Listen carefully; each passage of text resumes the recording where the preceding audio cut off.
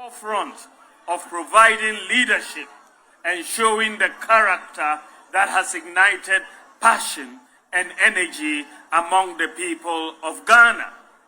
From the days of Dankwa, Dombo, Buzia, Bafuakoto, Edward Akufo-Addo, our tradition demonstrated deep intellect during the fight for independence. The traits of selflessness and humility were evident in the genes of patriots. In the days of Victor Usu, we demonstrated respect for all persons. And in the days of Adiwahim, we showed the spirit of courage, rising up to the challenge of oppressors' rule. In the days of Kufuor, we showed emotional intelligence and the spirit of inclusion. And in the days of Akufo-Addo, we showed foresight and resilience. The NPP and Ghana are demanding for a leader who embodies the values of this tradition: deep intellect, humility, respect for all persons, unity, courage, foresight, and resilience. Dear citizens, as the NPP is looking for a leader who embodies the character of this party's tradition and the values of our forebears, I, Mahamudu Bawumia, offer myself to lead the party for the 2028 elections. Because I have the integrity, the competence, the compassion, the humility, and the values not only required to lead the party, but to lead the country. This election is an election not only for Flagbearer of our party, but it is an election for the soul of this party. The choice we make on January 31st will determine whether or not this party will hold on to the values that make us great, or become a new party focused on deepening the chasm between the rich and the poor. I am offering myself to be elected as flag bearer. So, yes, you heard the man himself. He's a former vice president of the country, and he's currently aspiring to become the flag bearer of the new patriotic party. Scores of people gathered there this morning, listening to him and what he has for Ghanaians. We have his chief spokesperson, Dennis Miracles Aboagye, here in the studio with us, and we are going to ask him, again, of course, we've listened to the man, but from the people around him, from the people who are with him every day, every now and then, what exactly has the man got in store for the people of Ghana, and why we should allow him the second chance to lead the NPP and eventually become the president of Ghana? So I'll come straight to you. Welcome to the studio, my brother. I hope you're doing well. You must be very tired from the event this morning, and you are in charge of these things that happen. Yeah. And so you are exhausted, but of course it's good that we still have you in the studio. But thank you for coming anyway. So I mean, I would repeat the question. Why Bawumia? Let me ask that thing. So it's two levels. For the NPP, the reasons are clear. For the country Ghana, the reasons are also clear. So I'll take the NPP first. The NPP, it is Bawumia because the party and the rank and file have just a single objective: to win back power in 2028. And so you look at all the people who have expressed interest, and you ask yourself, which of the people amongst the lot gives us the best chance to win an election in the next 1,200 days? We have barely 1,200 days. So which of them gives us the best chance to win an election in the next 1,200 days? What are the elements you are looking out for? It comes down to three things. Who is the most prepared of the candidates to take this journey? Most prepared of the candidates. Which of the candidates is the most prepared to take us on this journey? Secondly, who is the most formidable amongst all the candidates to take us on this journey? And then thirdly, And most importantly, who is the most winnable or the winnable candidate of the lot? You have answers to all of these questions you are So once you have these three elements, which I doubt if you dispute are critical elements. No, they are very critical. Exactly. Yes. Then you come and say, shall we just put all of the candidates? But you may want to add who also can face your biggest opposition. Formidable. Yes, formidable. So it comes into formidable. It comes to, oh well, that's under fair formidable. Enough. That's fair enough. So Dr. Bawumia, without doubt, amongst all the aspirants, is the most prepared. He is the only one amongst them that has done this politics in this country at the highest level for the longest time.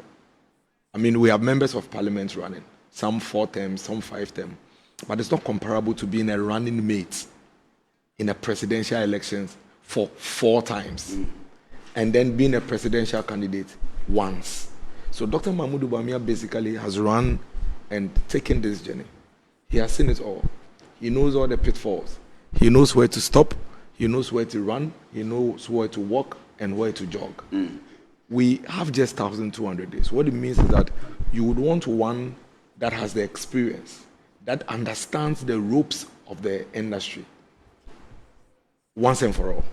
And that is why it falls easily on Dr. Mahmoud Bawumia. I tell you what, if you have a candidate who, for 16 years, has been at the forefront of our party's politics, as against our fourth Republican democracy being just 32, 34 years, it tells you that there's no a candidate that you should toy with. And that is one of the reasons why the party people seem to rally around Dr. Mahmoud Bawumia on the basis of the experience he has on the journey that we are looking to. Colonel Agyapong says he has a grassroots. He has been with the party since its inception. And so he has a grassroots that people are clamoring for him to come. And that Dr. Bawumia has been rejected. And so if you take him to the polls again, he will be rejected again. And so he will be your most formidable candidate. So you see, one of the things I always tell our people is that all the candidates have their own strength, weaknesses, opportunities, and threats. Every human being. And so if you throw all the candidates on a dashboard, you have weaknesses for everybody. You have threats for all of them. You have opportunities and you have strength for all of them.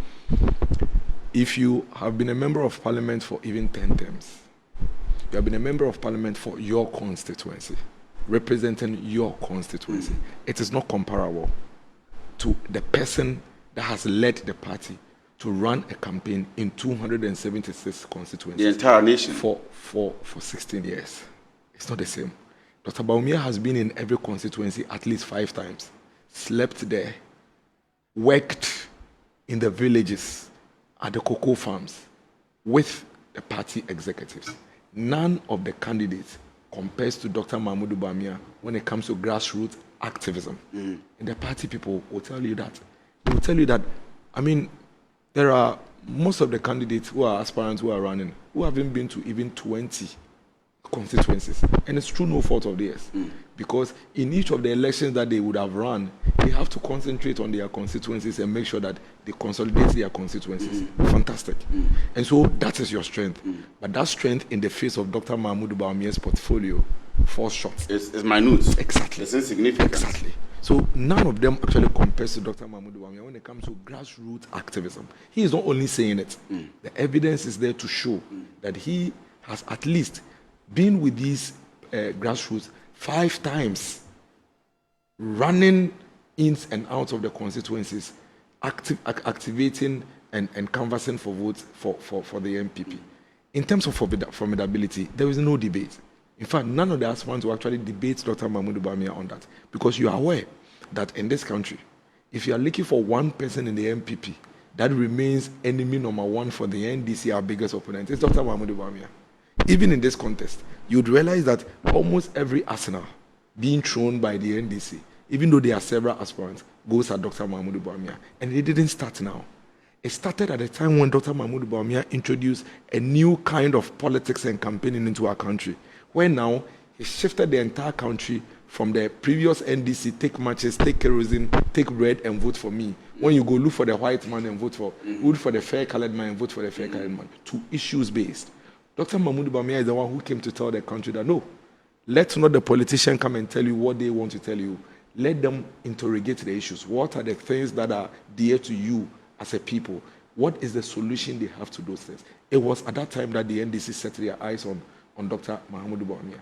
And you agree with me that he has never turned his back on the NPP. Never did Dr. Mahamudu Bawumia put his personal interest ahead of the collective interest of the...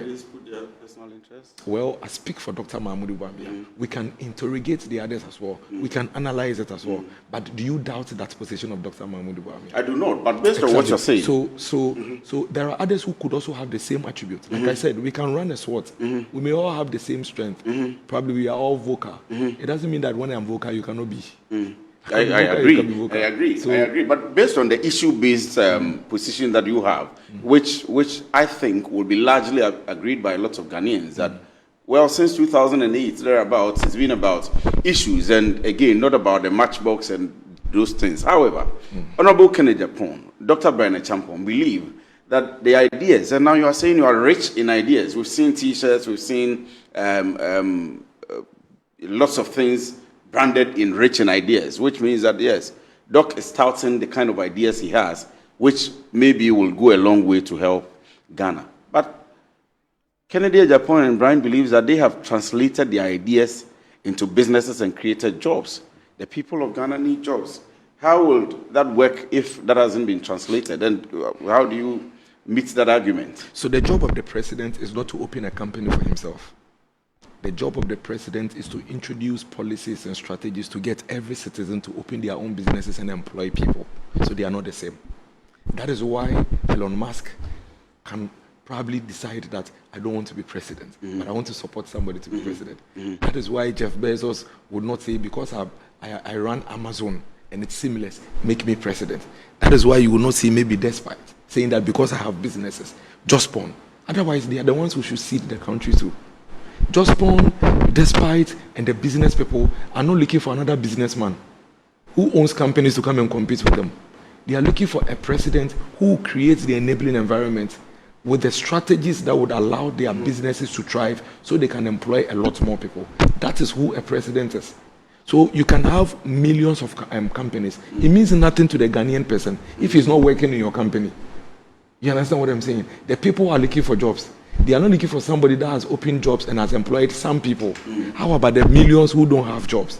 And that is what Dr. Mahamudu Bawumia is talking about. Tell me where in the world you heard that the biggest entrepreneur is the one that is being made the president simply because he is an entrepreneur.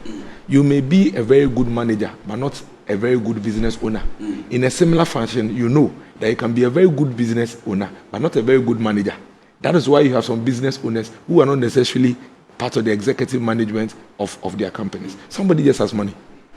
And so call miracles who have the skills and give them the money to run the businesses for them. It doesn't mean that you can necessarily be a very good president. You could, but we don't know that yet. Take my words carefully. You could, but we don't know that yet. What we know is that we have in Dr. Mahamudu Bawumia a vice president that has shown practically how he can make the vice presidential role unique and effective. There is no doubt about that. There is a big distinction between a president and a vice president. You recall, and that video is out there on the social media, when John Jinapor was asked what role Vice President Mahama plays in the Mills government, he said that, President Mills focuses on the core job, the development, if I use the word serious business, and then Vice President Mahama attends the social functions, the price and speech and prize giving days, our days and all of that. He said, you see, you're smiling, but he said it on tape. That video is out there. But Dr. Mahamudu Bawumia came and changed the narrative because the president said, you know what? When we're in opposition, we all admitted that our economy is wangling, and that the informal nature of the economy is the reason why we go 2 steps forward and come 5 steps forward. We need to fix that. So focus on helping us formalize the economy. And he did that fantastically. Today, we all admit that there are millions of people who are riding on the formalized economy that Dr. Mahamudu Bawumia and the team worked on to do so many things. Look at what the young guys and the Gen Zs are doing on Instagram and Snapchat. Look at the number of young CEOs we have on social media, doing all manner of business, which is enabled by the mobile money interoperability, which is enabled by the identification system, the database that has been built to build confidence in the Ghanaian business owner to say that I can sit at home and order for something from Kwesi, and Kwesi can bring it. You know why? Because when Kwesi sends me his number, the number I know is tied to his national ID. And when I send Kwesi my location, Dr. Bawumia has done property addressing system, digital addressing system. That makes it easy for me to drive from Kintampo and go to Arwen without stopping and asking anybody where it is. That is something that was non-existent, and today it is there. When Dr. Mahmoud Bawumia realized that our mothers, our people were dying from snake bites, our mothers were dying out of blood flow during pregnancy in the middle of the night in the villages because of bad roads and distances and all of that. He said, no, we can do something about it. Instead of asking the person to be put in a rickety vehicle or a boboya to travel long distances before he gets to a hospital, which he could have died, let's introduce drones so that the drones will deliver the critical medicines and blood to them where they are. It is operational. It is happening. These are the things we are talking about. If a vice president who doesn't have this as his core mandate is able to deliver these things, and he comes to tell you that I have formalized how GRA operates. Today, your national ID card number is your tax identification number, which is connected to your bank account, which is your NHIA, and it's your business registration number. Vote for me. Let me now make our tax regime flat rate for businesses. You should trust that person because he's at least set the base and he's the one who sets the base. There is the other side of the discussion that, again, from the camp of your opponents within the NPP party, is that, yes, you have all of these records to talk about. But there is the other side of the record, which some people think didn't go well with the economy during the NPP government. And Bawumia was an integral part. They mentioned, for example, the exchange rate, which he had spoken about, that we have arrested the dollar and given it to the IGP, and before we realized the dollar had passed 15. Currently, it's coming down to around 10, 11, 12. What happened? Dr. Bawumia was an economist everybody trusted in and hoped in. And on that note, if you think of it on that note, he couldn't deliver. The fuel rates, even though there is deregulation, it had been politicized. And all of this. And they pinned Dr. Bawumia to the president and the economy, and that he cannot detach himself from that. And so with that record, will you have a campaign message if you bring on Dr. Bawumia? So you see, you win some and you lose some and you build on it.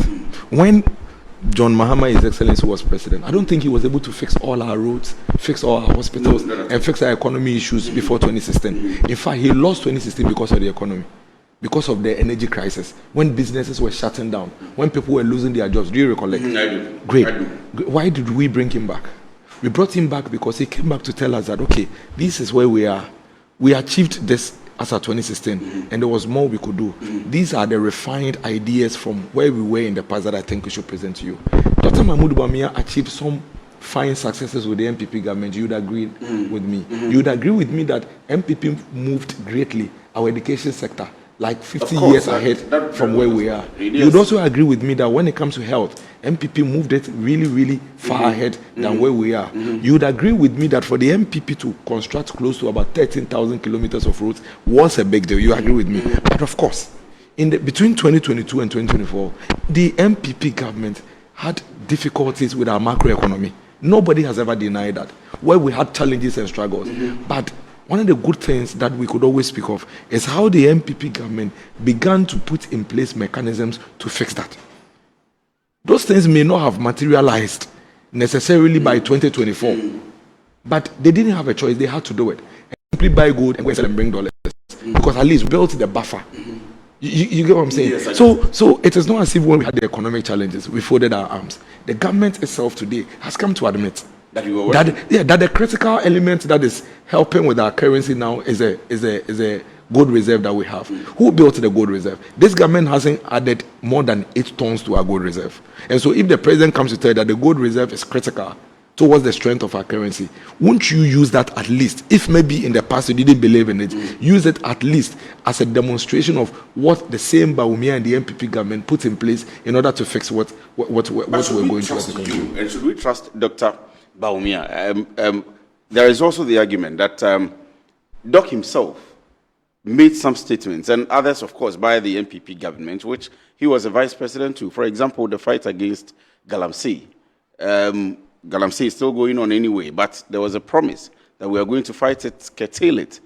The e-levy, for example, Doc himself had said that there are more vulnerable people on the mobile money platforms, and so it is not good to be taxing mobile money. We ended up having e-levy and so on and so forth. Are you trustworthy? Like I said, you win some. Should we trust you? Why, that's why before we even got here, I gave you demonstrable things that Dr. Mahmoud Bawumia has done in support of this country's development. Do you deny any of them? No. Do you deny any of them? Exactly. So the fact that you are pursuing an agenda and you fail at some doesn't necessarily mean that the ones you performed at should be ignored. Do you accept that? I agree. So yes, we all admit that the economy had challenges. So what does that mean? It means that the country should fold up. John Mahama, His Excellency, by your same analogy, had no business to come and run for presidency again. Because as at 2016 in this country, you and I knew the situation this country was in. And yet, he came with ideas that the country believed that, well, you may have done a bit in 2016 and failed at some. But these are new ideas. Come and implement it and let's see. What you look out for is the person's ability to implement what it is that he's saying. And for me, in order for you to arrive at that, look at what the person say he will do. How much of it he did. You couldn't have done all, but he did some. Once you admit that he was able to do some, you give the person that benefit of the doubt and allow him to roll it out for all of us to see. Your opponents seem to be attacking you on different fronts, on tribalism, on religion, and your candidate, Dr. Mahmoud Bawumia, may have received commendation on the fact that he himself is not replying to some of these or not letting it lead into debacle or antagonism. But there are lots of your supporters who are either on social media or other platforms battling out with these other candidates who are opposing you and making certain statements which you may refer to as unpalatable. So we keep saying and we keep making that point, and it's something that we will not stop saying. What we are saying is that, and Dr. Mahmoud Bawumia said it today at the venue. Every candidate, every aspirant and their people should stop the unnecessary attacks. No NPP person is your opponent. Your opponent is the NDC. Let's save the energy, let's save the strength, let's save the ammunitions for the NDC. Turn it on them. Maybe in the past few days, some of the aspirants may have gone overboard. Some of the people may have gone overboard with their attacks. But do you think some of them have gone overboard? Oh, of course. I mean, we've had people make some very unpalatable tribal. I'm saying yes, tribal religious comments. Some bragging about wealth. These are not palatable things to the ears of everyone. Dr. Acheampong said his statement was factual and not just an attack. Which statement was factual? The statement about where he comes from. Dr. Bawumia comes from the loss of. It is true that I come from Latte. And so what? What does that mean? The fact that I come from Latte means that what? Does it mean that if I run a contest in Latte, everybody would necessarily vote for me? I would go to my people and tell my people that, listen, this is your brother. I don't think there's anything wrong. You see, there's a big difference between using your connection and network with people for inclusivity and using it for exclusivity. There's a big difference. Kwesi, you are my friend. Yes, very So I could pick and say, oh, Kwesi, my guy, Charlie, this one, they better don't say me and you. Come and do it for me. It is different from calling Kwesi and telling Kwesi that, Kwesi, Miracles is short and you don't like short people, so don't vote for him. You get what I'm saying? Yes, I so do. It is, and again, even if you go to the fact, I mean, forget about the sensationalism and unwarranted nature of it. If you go into the facts are not supported by what he said. It's inaccurate. So we can talk about it. He speaks about Kusasis and Mamprusis, and he makes a point about Kusasis not voting for Dr. Mahmoud Bawumia. That is inaccurate. And the loss of about 30,000 votes. Listen. The Boku area, just as you have Hohoi, who Aflau, has never been a stronghold of the NPP. You understand what I'm saying? The Boku area has never been a stronghold of the NPP. So, and in the national elections across the country, we lost close to about 10% across board. So if we go to Boko and you do the analysis and we are losing 10%, what does that mean? So it means that if Dr. Mahmoud Bawumia is put aside, you would automatically get the bulk of votes. And that is where my problem is. My problem is that it's okay to identify all the ills about Dr. Mahmoud Bawumia and all the inaccuracies around it. But does it necessarily make it you? Have you heard them talk about why it should be them? I have heard a lot of our opponents talk about why it shouldn't be Dr. Mahmoud Bawumia. But have you heard them talk about why? Yes. So they give the number of reasons why we shouldn't present. Your party shouldn't present. Yes, but have you heard about why it should be them? So let's assume. Let's just hazard this. Okay, Dr. Mahmoud Bawumia is a man pussy, so the Kusasis will not vote for him, but will the Kusasis vote for you?